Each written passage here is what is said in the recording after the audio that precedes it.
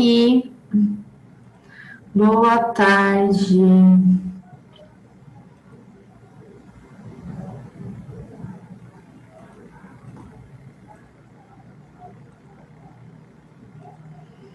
Nossa, como vocês estão presentes hoje. Quanta gente.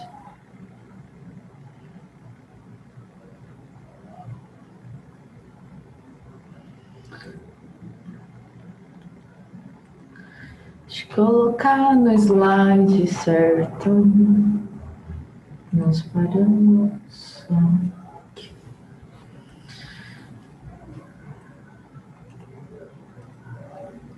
E aí, como vocês estão? Quem mais fez minha prova? Peraí. Ai, já começamos com essa telinha chata. Agora vai. Oi, eu tô bem, obrigada.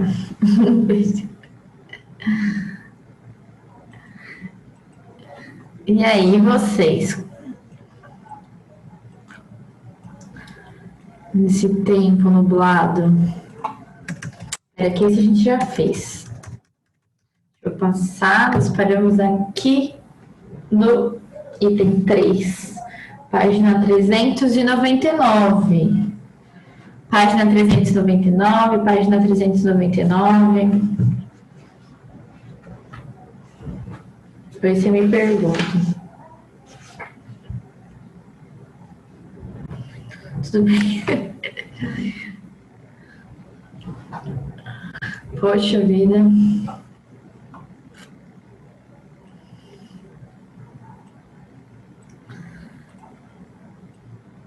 Isso. Página 399. Item 3 e item 4, os dois últimos itens aí que ficaram faltando desse módulo, tá? Eu lembro que eu cheguei a introduzir a resolução do item 3, e aí ficou faltando vocês terminarem. Eu pedi para vocês terminarem em casa, eu sempre peço, né? Quem fez? Me mandem resposta se alguém encontrou.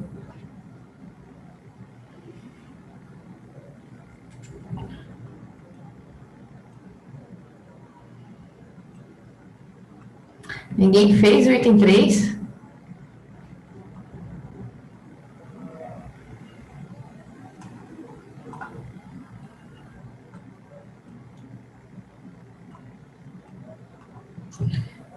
Por altinho, eu fiz igualzinhos. Edemar tentou, mas não conseguiu. Poxa.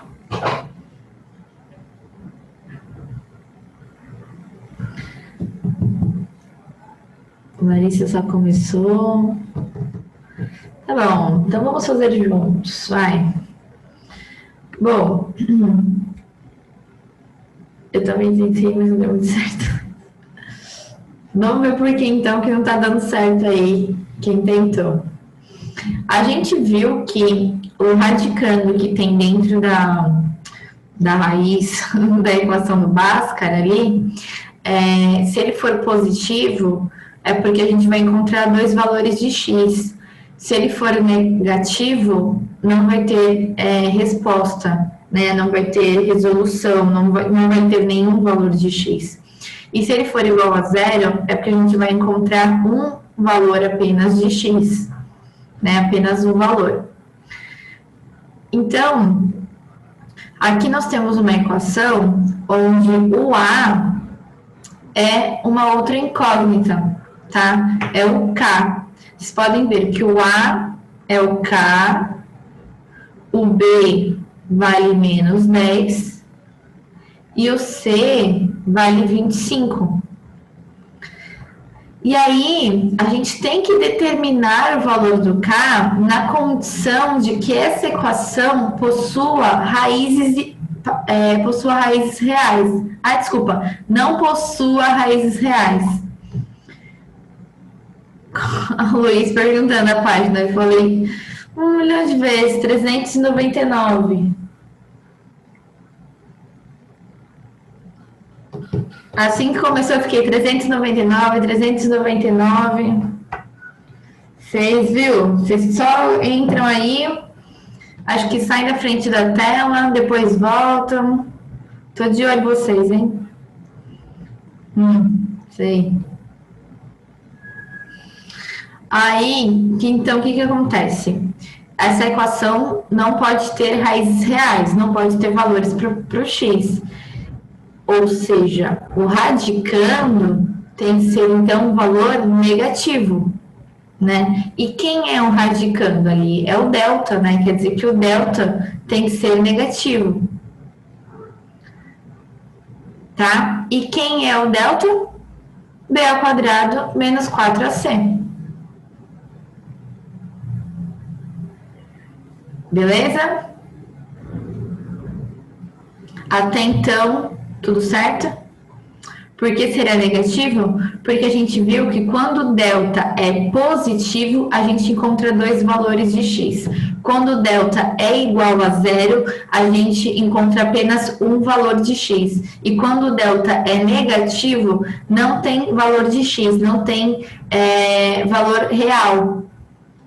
Né? Lembra que eu falei para vocês que raiz é o valor de x?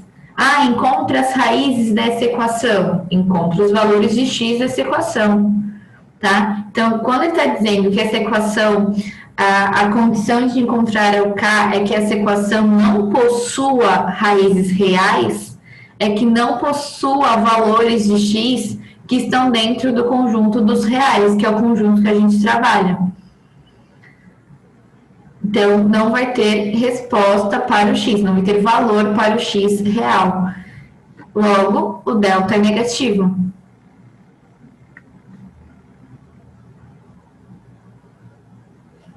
Ó, determine o valor de k nesta equação para que não possua raízes reais. Então, essa equação, para ela não possuir isso, para ela não possuir raízes reais, quer dizer que o delta é negativo.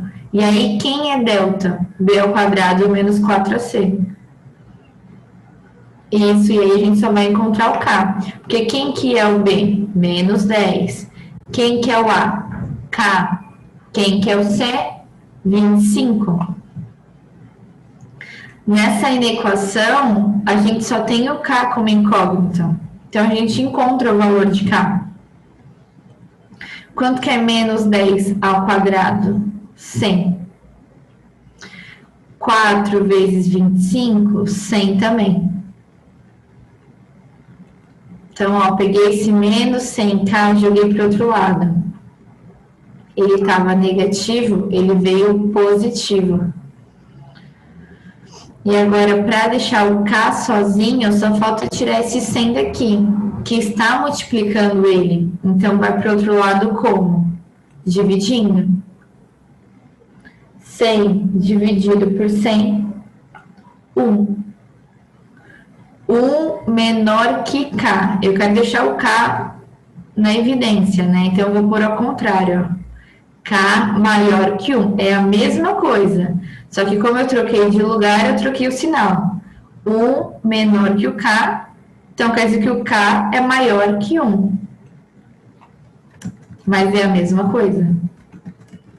Só deixei o k em primeiro aí como evidência. Beleza?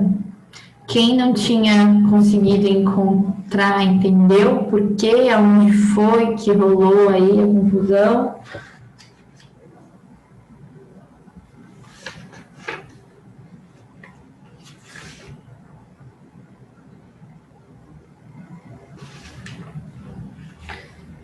Acho que sim. Acha? Se tiver alguma dúvida, pode falar. Gente, alguma dúvida? Continua, não acha? Me fala qualquer coisa, se você se perdeu se em algum momento você se perdeu alguma informação, você avisa que eu explico de novo, não tem problema. Estamos aqui para isso. E aí, o resto da galera, cadê? Que eu tô falando aqui só com uma parte. Anne, tudo bem? Brian, Júlia, Cauane, Luiz, Maria Clara. Até a Vitória, cadê?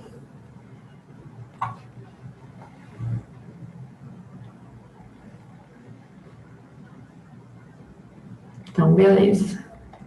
Então, vamos para o item 4. Então, aqui é a mesma coisa. A gente tem aqui... Opa, peraí. Ai, não, vai ficar aparecendo essa tela na frente. Ah, peraí, deixa eu ver se eu fechar e abrir de novo.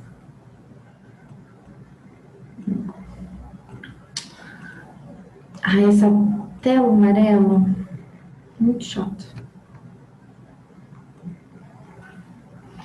No item 4, gente, enquanto eu compartilho de novo, é o mesmo esquema. A gente tem uma equação e a gente tem outra incógnita, além da raiz que a gente tem que encontrar, né? No caso, é um n.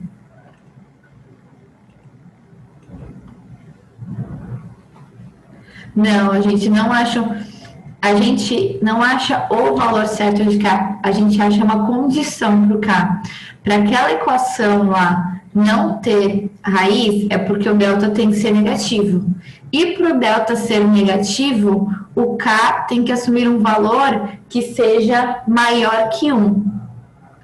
Se o K assumir um valor que seja igual ou menor que 1, aí a gente não vai mais concretizar o fato de não ter nenhuma raiz. Isso vai mudar.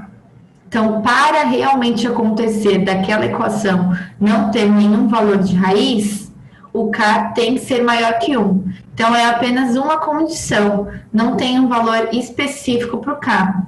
É só uma condição. Entendeu? E no 4 que vai ser um pouquinho diferente. Por quê? Porque nós temos... Então, não, no 4, quer que encontre duas raízes reais, então tudo bem, fazem parte aí do valor do conjunto dos reais, só que iguais. No fato de dois valores de x serem iguais, é porque a gente só encontra um valor de x, né? E qual é a condição para encontrar só um valor de x? O delta tem que ser igual a zero. Então, nesse caso, a gente vai encontrar um valor específico para A, porque o delta tem que ser igual a zero. Se ele não for zero, nós não vamos ter um valor apenas de x. E aí, nesse caso, peraí. Quem que é o A aqui? 2. Quem que é o B? Menos 8. E quem que é o C? Menos A mais 5. Por que menos A mais 5? Porque isso tudo é o termo independente. A gente sabe que nessa equação aqui, a incógnita é o n. Então, m ao quadrado nós temos, n aqui nós temos. Esse valor todo é o termo independente. Aqui eu só apliquei a regrinha de sinais, ó, menos com A, menos A. Menos com menos 5, mais 5. Não, pede duas raízes iguais. E aí, é um valor só, já que são iguais, só tem um valor de x. E realmente, isso pode confundir muito vocês, porque quando delta é maior que zero, quando ele é positivo, a gente encontra dois valores de x diferentes. Até quando é 3 e menos 3, são valores diferentes, sinais diferentes, valores diferentes, tá? Então, quando o delta é positivo, a gente encontra duas raízes reais e distintas, que significa diferentes. Dois valores de x. Quando o delta é igual a zero, a gente encontra duas raízes reais e iguais. Na verdade, a gente encontra só um valor de x. Por que fala duas iguais? Não pode ser uma raiz? É porque sempre quando a gente tem equação de segundo grau, com uma solução, que acontece da gente ter solução vazia, né? Mas quando a gente encontra uma solução, é um fato que existem dois valores, duas raízes, tá? Quando elas são distintas, a gente fala que são dois valores de x. Quando elas são iguais, é um valor só de x. Aquele valor que a gente chega no final, porque já teve casos de equações que a gente chegou só no final, escrito assim, x igual a 5. Vai, por exemplo, isso.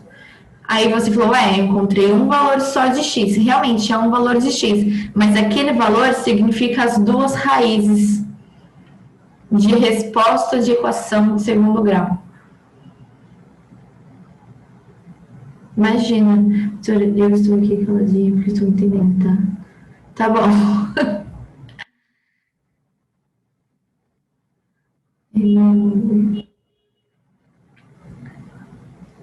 Peraí. Igual a 2b? Isso, Larissa, é igual. Então, aqui a gente quer duas raízes reais, então faz parte do conjunto de reais, só que iguais. Quer dizer que a gente quer um valor só de x. E quando que isso acontece? Quando o delta é igual a zero. Então, a gente coloca delta tem que ser igual a zero para isso acontecer. E quem é delta? B ao quadrado menos 4AC. Daí a gente substitui. B vale menos 8, então menos 8 ao quadrado.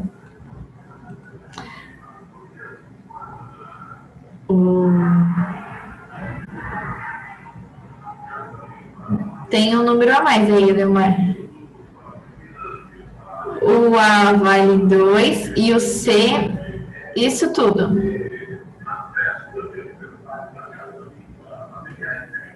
Tá? Então, ó, quanto que é menos 8 ao quadrado? 64. Aqui, gente, ó, 4 vezes 2 dá 8. 8 vezes A, 8A. Menos com menos, mais.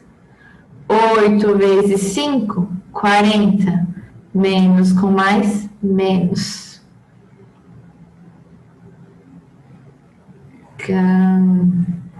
Elemar, não entendi. Calma. Como assim?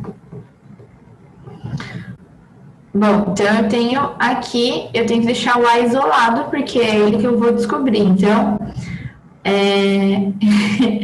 primeira vez, 64 menos 40 dá 24. E agora eu isolo o A, vou passar esse 24 para cá. Ele está positivo, ele vem negativo.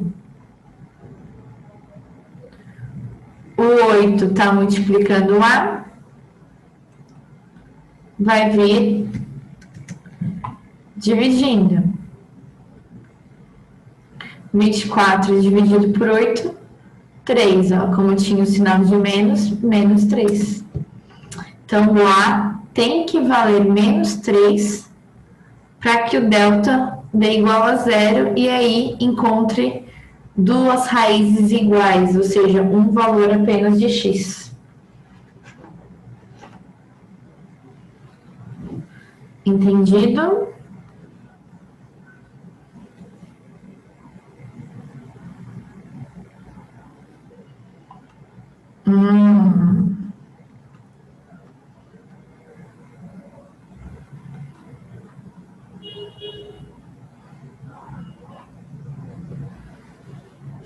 Que horror, Leomar. Nada a ver, isso acontece mesmo. Não tem problema. Eu acho que o perigo desse exercício aqui na verdade, os perigos, tem dois perigos. Primeiro, essa questão aqui, dizer que são duas raízes iguais, isso pode confundir de fato. E o segundo perigo, esses sinais aqui, a regrinha de sinais. É o segundo perigo.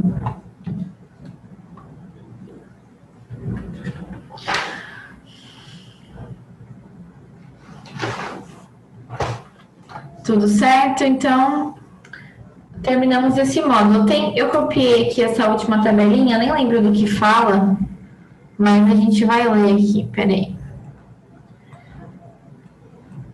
Há situações em que transformar uma equação de segundo grau em outra equivalente pode tornar a resolução mais simples. Ah, tá. Então,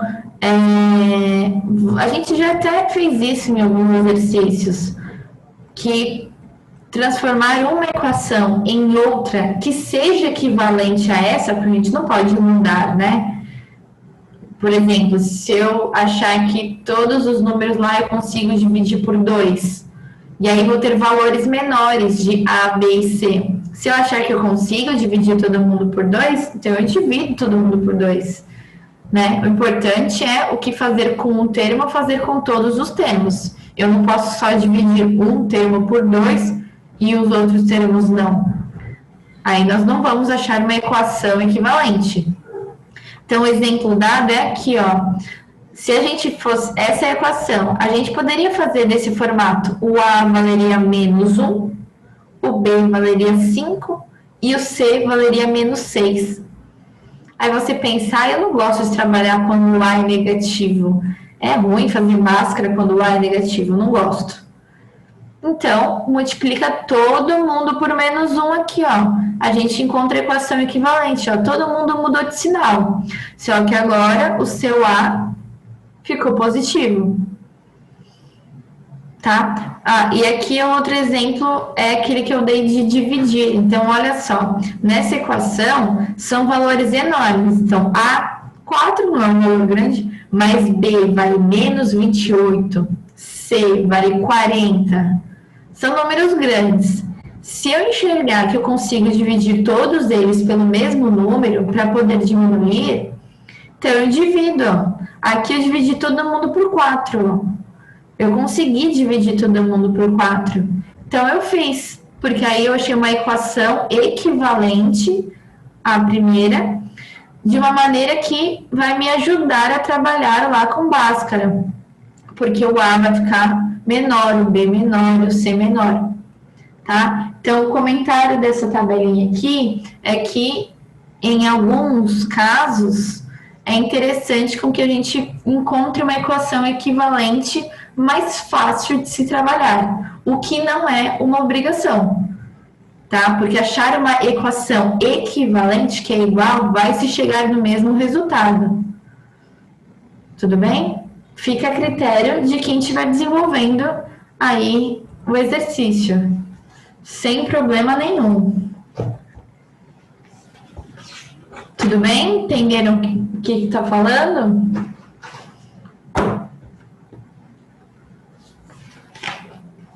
Sim. No módulo 18, que é o último módulo, é um módulo que fala sobre pentagrama, pentágono, fala sobre isso, tá? Investigação matemática de um problema histórico. Problemas matemáticos surgidos na antiguidade atraem pesquisadores da área até os dias atuais. Alguns porque não foram resolvidos à época, mas cuja busca por soluções produziu muito conhecimento matemático. Outros porque intrigaram pela genialidade com que foram abordados em épocas em que não se tinha acesso às ferramentas matemáticas atualmente disponíveis. São problemas considerados históricos, e conhecê-los nos ajuda a dimensionar a importância da matemática.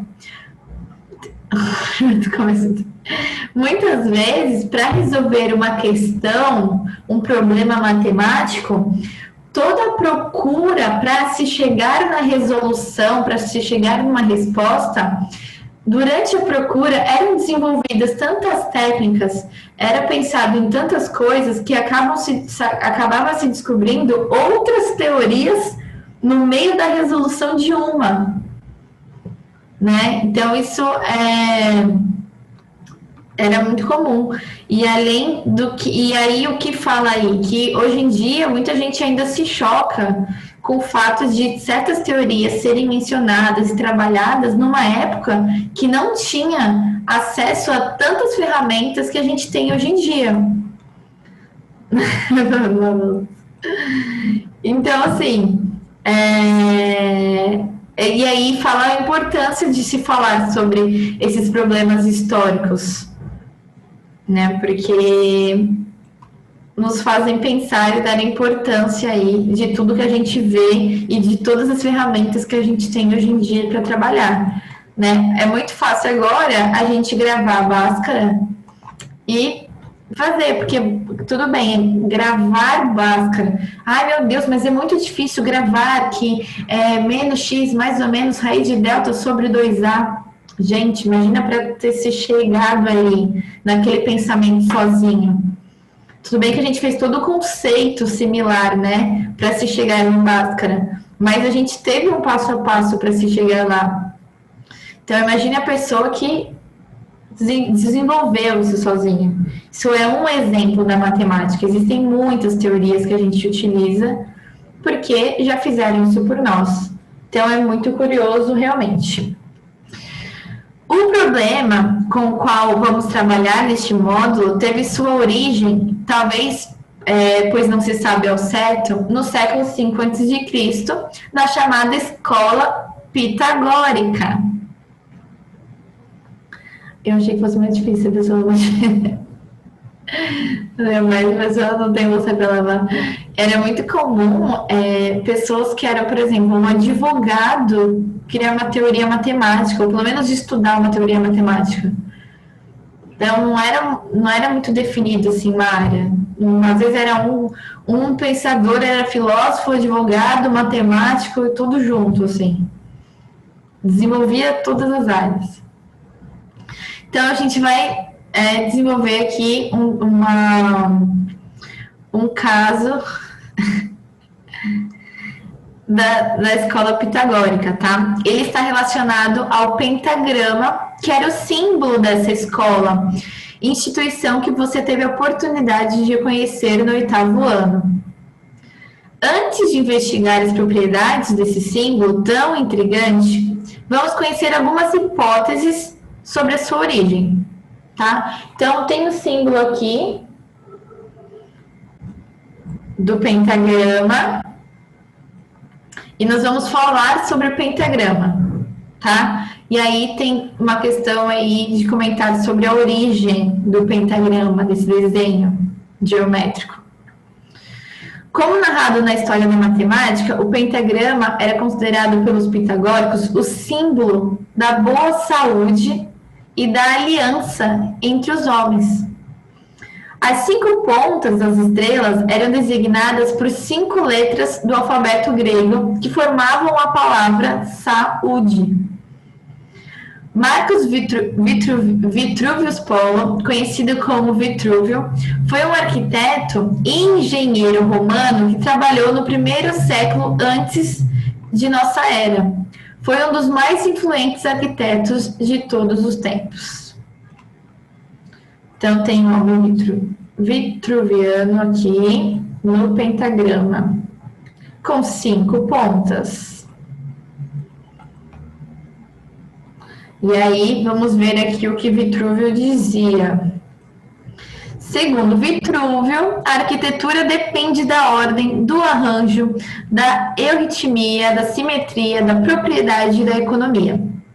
A ordem proporciona a medida exata das partes de uma obra, consideradas isoladamente, e a concordância simétrica das proporções de todo o edifício. Então, o pentagrama tem todas essas características da questão de ser lados iguais, proporcionais, enfim, vocês vão ver sobre isso durante a atividade que está sendo proposta, tá? Peraí. O arranjo envolve a colocação das coisas em sua ordem própria, sendo as suas formas de expressão a planta baixa, a elevação e a perspectiva. Inclui a utilização sucessiva apropriada dos compassos e régua, o artifício fundamental do geômetra. Alguém pensa em fazer arquitetura? Manda aí no chat. Me escrevi meu nome com a arritmia consiste na beleza e na conveniência, no ajustamento das partes. Vitrúvio, embebido na harmonia geomântica antiga entre o homem e o mundo, viu o desenho do edifício em termos de corpo em termos de corpo de um homem. Os desenhos bastante conhecidos que mostram o corpo de um homem superposto a uma geometria são conhecidos até hoje como homem vitruviano, que é o exemplo da imagem que tem ali. É o desenho de um homem sobre um desenho geométrico, que é o pentagrama. Tá?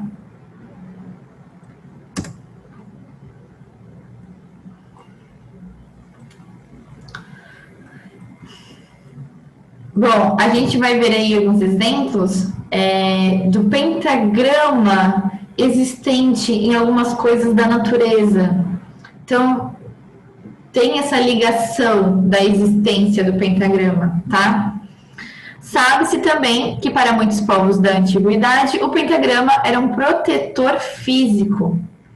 Na colheita de cereais, por exemplo, os agricultores utilizavam um protetor no dedo para debulhar as espigas. Esse protetor era feito com tiras de folhas de plantas e a maneira de dar o nó, que pode ser observada na ilustração abaixo, resultava em um pentagrama.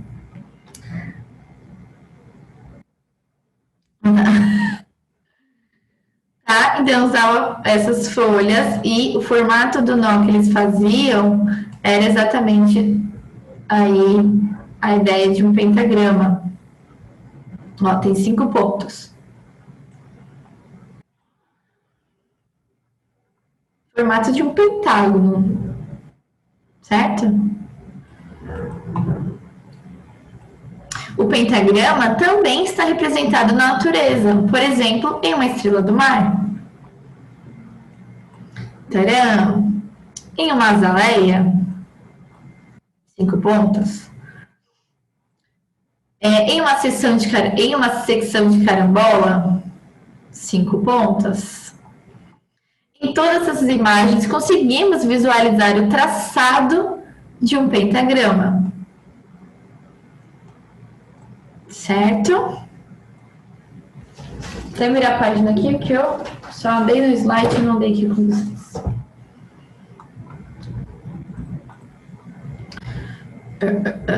Vê-se assim que o pentagrama é uma figura que desperta admiração e curiosidade há muitos anos. Do ponto de vista da geometria, trata-se de uma figura que tem muitas propriedades importantes. Então, o pentagrama se via presente em muitas coisas da natureza. Então, já dava aquele despertar, aquela curiosidade de, opa, peraí, o que tem em comum? Quais são as características desse desenho geométrico? E a gente vai falar sobre essas características nesse módulo, tá? Na internet você encontra vídeos que narram a fascinante história do pentagrama e os conceitos matemáticos a ele relacionados. Seu professor lhe indicará algum desses vídeos. Eu não sei de cabeça esses vídeos. Se vocês quiserem, depois eu dar uma jogada lá, tem que dar uma procurada. Apesar que vocês podem fazer isso, né? Peraí, onde eu tô? Então, vamos lá. Vamos explorar esse pentagrama, esse desenho geométrico tão curioso, tão presente na nossa natureza. E que a escola pitagórica estudou. Bom, neste módulo, você vai resolver algumas situações, problema, que possibilitarão chegar a uma das conclusões que abalou a escola pitagórica, a incomensurabilidade das medidas da diagonal e do lado do pentágono regular. Vocês já vão ver sobre isso. Como era possível que justamente o símbolo da escola tivesse seus segmentos com medidas que não eram números racionais? Lembre-se que os pitagóricos só conheciam os números racionais. Então, aí que tá. Luiz, vocês estão tão empolgados querendo estudar pentagrama, eu estou super chocada. Então, ó, as diagonais, enfim, acabam tendo valores não racionais. Para a gente até sabe quais são as características dos números irracionais e tudo mais, mas e lá na época que eles só conheciam os pitagóricos, a galera da escola de Pitágoras lá, só conheciam os números racionais. Então, para eles era indignantes os diagonais não darem números racionais. Como assim? Então, teve todo um estudo aí, porque, poxa, logo o pentagrama, que é o símbolo da escola, tá? Então, para conhecer essa fascinante história, resolva as situações propostas a seguir. Então, agora é com vocês e comigo, conosco. Vamos resolver aí toda a atividade, passo a passo, que tem envolvido aí esse pentagrama e um pentágono dentro de um pentagrama e um pentágono fora de um pentagrama. Vocês podem ver que, ó, no pentagrama, ligando as pontas, a gente tem um pentágono.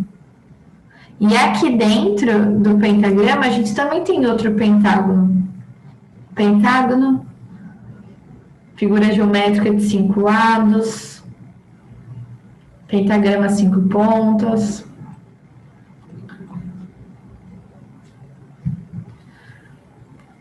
Bom, preciso de lápis de cor. Quem não tem lápis de cor aí, aproveite no intervalo, pega um lápis de cor. Vocês vão pintar umas partes aí desse pentagrama, tá? Pelo menos mais de uma cor. Ó, veja o pentagrama construído a partir do pentágono. Então, olha só, o pentágono foi feito as diagonais do pentágono. E essas diagonais ligadas formaram um pentagrama aqui. Pode usar caneta colorida? Pode, se não for muito forte, não for te atrapalhar, porque a gente vai colocar o símbolo de alguns ângulos em cima. Então, talvez com caneta te atrapalhe um pouco, por ser muito forte. Ó, observe que entre o pentagrama e o pentágono regular, há 5 triângulos. AGB, BHC, CID, DJE e FA. Aqui, ó.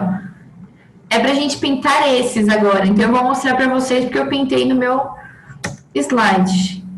Um pouco fora, porque é difícil fazer isso aí no slide. Ó.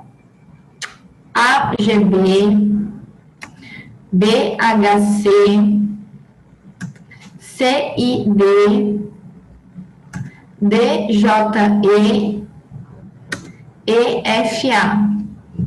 Vocês vão pintar da mesma cor, tá? Tem 1 minuto. Então, vocês fazem isso aí no intervalo. Pintem bonitinho. Se vocês já quiserem tentar desenvolver o A, o B, o C e o D, super dá certo. Eu sei que vocês já têm conhecimento para isso, então vocês podem ir tentando. Beleza? Já tirei o print aqui. A gente se vê daqui a pouquinho para a próxima aula. Até mais, gente. Até daqui a pouco.